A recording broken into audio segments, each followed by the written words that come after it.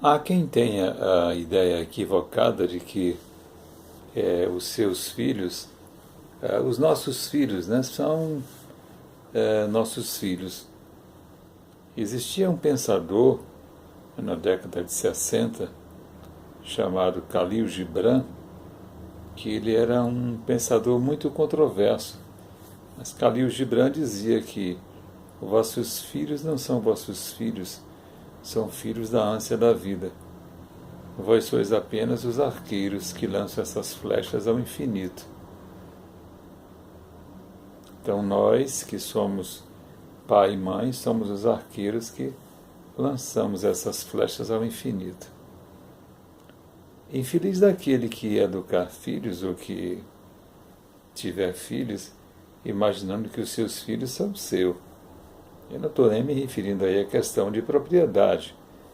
Eu me refiro à questão de afetividade, de afinidade, de conexões maiores. Na prática, na realidade, os filhos convivem conosco até uma determinada idade, quando eles de repente partem para suas próprias histórias, partem para a sua própria vida, são convidados pela vida a partirem. E muitos se vão, de fato, e que nem regressam mais sequer para visitas ou um simples telefonema, ou enfim, né? E nós temos que conviver com essa realidade. Alguns diriam uma realidade dura, outros diriam não, depende do contexto sociocultural em que você vive. Na prática, pais amorosos, pais cuidadosos, sempre aguardam um pouco a visita de um dos seus filhos.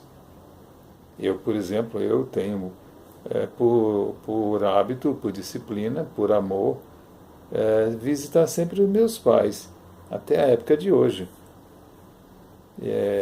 Ligar de vez em quando, 1 a 2 vezes na semana, enfim. Mas eu sinto essa alegria, esse prazer, né? Mas eu tenho que me contentar e tenho que respeitar os filhos que eu tive que educar nesta encarnação, se eles não têm o mesmo pensamento que eu tenho. E a doutrina espírita me traz uma grande consolação de fazer compreender-me que não são meus filhos, são filhos da vida. E estariam comigo, sim, seguramente, se fossem espíritos que tivessem uma afinidade comigo. Afinidade é o que nos une. Afinidade é o que nos faz estar um próximo do outro. Nada além disso. Existem pessoas que sofrem muito com filhos.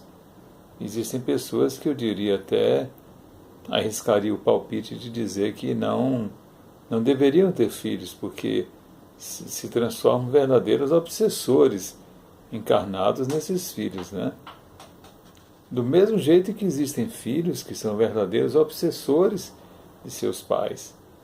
Existem filhos que ficam de pendurado nos seus pais a vida inteira, como se fossem bola de árvore de Natal, né? Independente da idade cronológica. Existem filhos que ficam tão dependentes visceralmente dos seus pais que não... é como se não criassem a sua própria identidade. Mas a nossa proposta aqui não é lidar dessa questão de identidade de filho ou pai, mas é muito mais do ponto de vista da realidade desses filhos que se vão, né? E quando morrem, fisicamente falando, eles deixam uma saudade, mas há uma saudade mais definitiva, uma saudade mais clara, porque você sabe que uma vez sepultado você não mais os verá, não é? Mas os filhos dos quais você não tem essa convivência, essa mais próxima, é o que eu chamo de morte em vida, porque você não consegue ter essa convivência, você não consegue ter essa relação mais íntima, e aí a gente fica a se questionar, né? Por que que isso acontece? Por que é que isso acontece? O Livro dos Espíritos nos ajuda no esclarecimento dessas e tantas outras questões, né? O Evangelho também tem um capítulo que trata dessas questões. Então nós temos que ter um respeito aos limites do outro. Nós temos que ter um respeito, principalmente quando nós chamamos de filhos, não é? E nós não temos o direito de cobrar. Nós não temos o direito de cobrar. Nem de pedir. Eu me lembro que há mais ou menos uns 10 anos atrás, numa época de Natal, eu estava emocionado por ouvir músicas de Natal, essas músicas que são características dessa época, e eu fiz uma carta, um e-mail, né? Hoje a gente usa o sistema eletrônico, e convidei esses filhos que eu eduquei, aí eu eduquei. Eu não abri mão de educar, não. Enquanto estavam sob a minha tutela, eu eduquei, e muito bem. Não tenho absolutamente nada a declarar de dependência, não.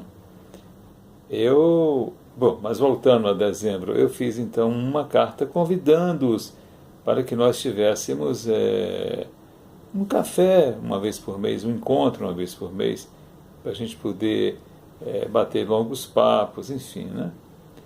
E mandei esse e-mail que, diga-se de passagem, só tive o retorno de um deles. Eu estou falando de 4. Só tive um retorno depois de uns 2 meses, e um retorno por acaso, não foi um retorno pontual sobre o meu convite. Mas depois de uns 15 dias que eu fiz esse e-mail, eu me lembro que um amigo espiritual, um espírito, né, que eu tenho muita amizade, que nós trabalhamos juntos há muitos anos, ele se apresentou a mim e disse: eu não entendi aquela carta que você fez para os seus filhos, entre aspas, os filhos que você educou. E eu interroguei, questionei, digo: mas não estou entendendo o que o senhor quer dizer que não entendeu. E ele aí foi impositivo, né? Ele me perguntou: você tem dúvida de que foi um pai bom? Eu digo: de jeito nenhum, absolutamente. Eu fui um pai primoroso em todos os sentidos. Então, por que você está mendigando? Veja bem, por que você está mendigando a atenção desses filhos? Mendigando a atenção desses filhos. Eu digo: meu irmão, só um momento, não estou mendigando, não, eu só estou... Sim, não, mas não é mendigar? Quando você pede uma atenção, que você pede... Você tem dúvida de que você foi um pai bom?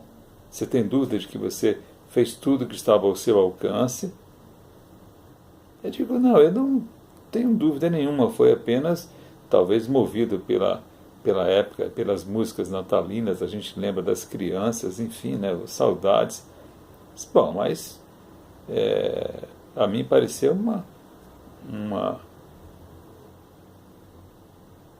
mendicância, estar buscando entrar na praia do outro, estar, né?